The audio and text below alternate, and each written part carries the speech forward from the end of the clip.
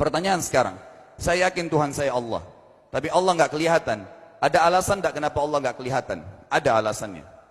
Anda tanamkan baik-baik, ini masalah akidah yang paling penting. Kata Nabi, atau disebutkan dalam banyak riwayat, bahwasanya nabi-nabi pun belum pernah ada nabi yang lihat Allah, termasuk Nabi Muhammad SAW. Menurut saya Pak Ustadz, Allah itu di bumi.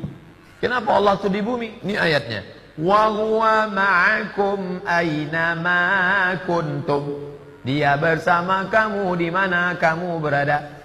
Saya sedang di Rokan Hulu, berarti Allah sama saya di sini.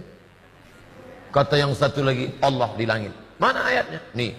Ar-Rahmanu 'alal arsy istawa.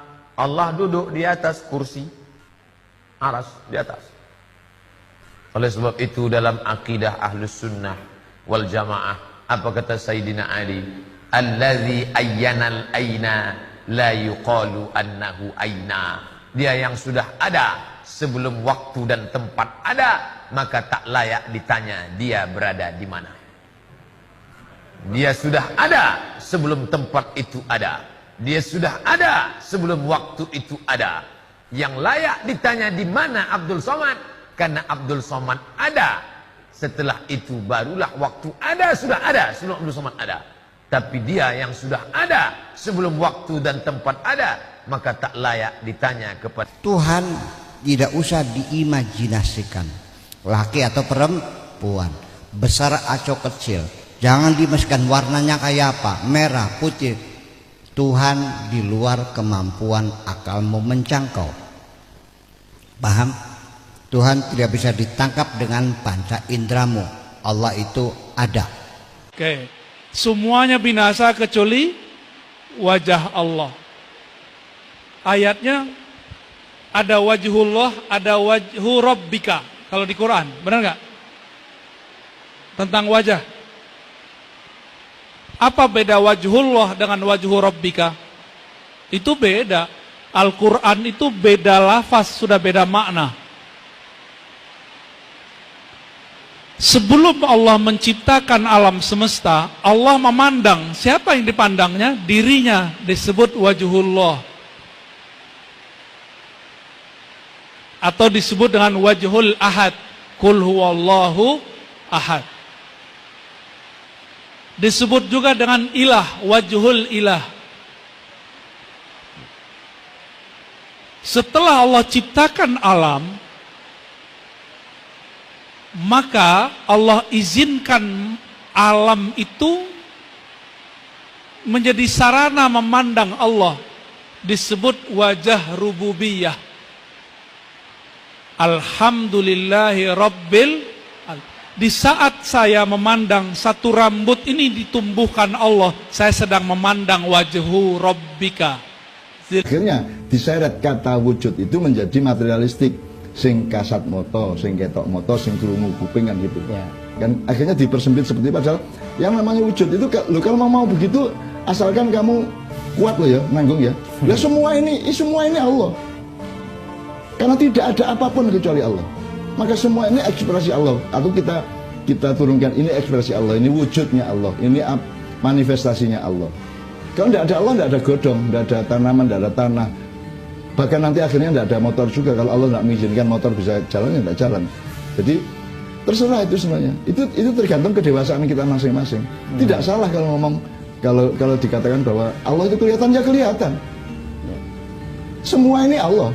Tapi semua loh ya, jangan termasuk kamu Allah. Kalau nggak ada Allah, nggak ada kamu. Maka hakikatnya sebenarnya kamu itu Allah. Hakikat tapi bukan syariat. Ojo terus ngarani aku Allah rek. Jangan bilang gitu. Iki Allah rek. Yang main gitar itu Allah, yang duduk gamelan itu Allah. Jangan gitu. Itu kan menjadi tidak skalatif ya, tidak mengerti bahwa Allah itu sebuah keseluruhan, sebuah apa ya, asil mukafah itu ya, utuhulu fisil mukafah. Jadi tapi kalau ngomong hakiki, ya tidak ada selain Allah. La ilaha illallah. Tidak ada. Allah wujud. Harus kita meyakini Allah itu ada. Yang meyakini Allah tidak ada, keluar dari iman. Dan meyakini adanya Allah ini sangat mudah. Karena apa? Fitrah manusia biasa mencari Tuhan. Allah Subhanahu wa ta'ala itu tidak bersifat seperti makhluk. Tidak dibatasi oleh waktu, tidak dibatasi oleh tempat. Ketika Allah dibatasi oleh tempat, berarti Allah memiliki sifat seperti makhluk. Mujassimah. Menempel pada makhluk itu nggak boleh. Nggak boleh. Ya. Makanya nanti ada ayat-ayat di Quran, ada ayat-ayat di Quran yang harus dipahami sesuai dengan ayatnya saja. Ada yang harus dibantu untuk ditakwilkan atau ditafsirkan sesuai dengan konteks keadaan. Itu mafhum di kalangan ulama. Hanya ketika Anda artikan tadi, jangan dibawa Allah turun ke bumi sehingga membutuhkan tempat. Ada tempat di situ. Yang dimaksudkan apa? Lihat penjelasan setelahnya. Lihat penjelasannya. Makanya di hadis ini disebutkan dengan kalimat nazala dengan habata. Habata itu turun menempat, nazala itu cuma turun, tapi tidak menempat. Nah, habata itu tafsir daripada nazala. Artinya ada yang menempat, tapi bukan Allah di situ. Apa yang dimaksudkan? Rahmatnya, maghfirahnya, jawaban dari doanya. Dan Allah menguasainya, tidak harus terbatas dengan bumi. Jadi kalau Anda katakan Allah berada di bumi, kalau buminya sudah nggak ada, Allah ada di mana? Berarti Allah butuh tempat di sini. Nah, jadi tidak harus setiap kalimat dibawa keturunan logika-logika yang belum tentu sama logika itu untuk memahami itu. Kamu keyakinan kamu nanti di akhirat bisa melihat Allah enggak? Semua ahli sunnah sepakat nanti di akhirat itu bisa melihat. Di akhirat ya. Terus orang-orang yang anti ahli sunnah berpikir begini, Nabi Musa saja yang nabi zaman di dunia tidak bisa melihat. Dan Allah ngendikan, arini angzur ilaika qolalan taroni. Kamu nggak bisa melihat saya. Nak jari ahli tafsir sing ahli sunnah nak ngenyek Mu'tazilah gitu. Bocah kok goblok ngono. Mu'tazilah iku goblok. Jahil. Ora goblok yen Allah mau ngendikan ngene, rungokno ya tak predeli sithik setok. Lantaroni kamu ndak bisa melihat saya. Jadi yang nggak bisa melihat tuh kamu. Allah ora kok ngendikan lan uro, saya ini tidak bisa dilihat. Kalau Allah ngendikan saya tidak bisa dilihat, maka Allah punya zat yang memang nggak bisa di. Tapi kalau kamu nggak bisa melihat, ini ada unsur di kamu yang menjadikan kamu tidak bisa melihat. Unsur itu adalah kamu di dunia itu profan, fanin, bisa rusak, profan, tidak abadi. Sementara setelah nanti di akhirat manusia itu didesain abadi. Karena desain manusia di akhirat didesain abadi, maka punya kemampuan melihat zat yang abadi, yaitu Allah Subhanahu wa Ta'ala. Sementara manusia di dunia itu didesain nggak abadi, didesain siap rusak, makanya hancur.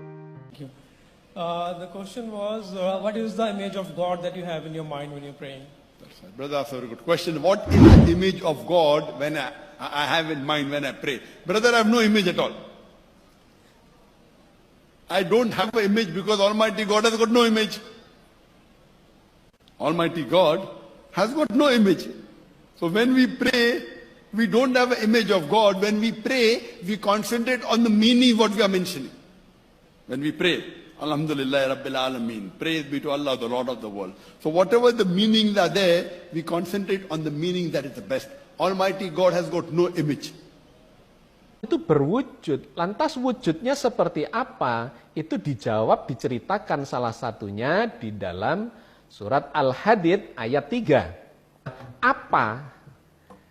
Apa wujud Allah itu? Nah, maka ini jawabannya bukan soal ruang, tetapi soal eksistensi wujud Allah. Apakah Allah itu berwujud? Tentu saja.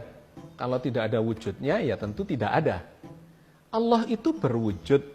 Dan ini, kalau Anda belajar tentang sifat 20, ya, ketika ditanya apakah wujud Allah itu, maka wujud Allah itu adalah seperti yang digambarkan oleh Al-Quran. Wadzahiru wal batinu. Dia adalah segala yang lahiriah sekaligus segala yang batiniah. Ini tentang praktek ilmu hakikat agar sampai kepada makrifat. Nah, sekarang ini seluruh teori telah terkumpul semuanya. Jadi semuanya sekarang pintar berteori, pintar berargumen, pendapat. Ada yang dibumbui kekeramatan, kepinteran, ritual ibadah dan sebagainya. Tapi satu aja, kok tidak ada mengenalkan cara untuk bisa mengenal Allah. Nah, karena apa? Jika tidak beserta Allah, manusia pasti beserta dengan setan. Allah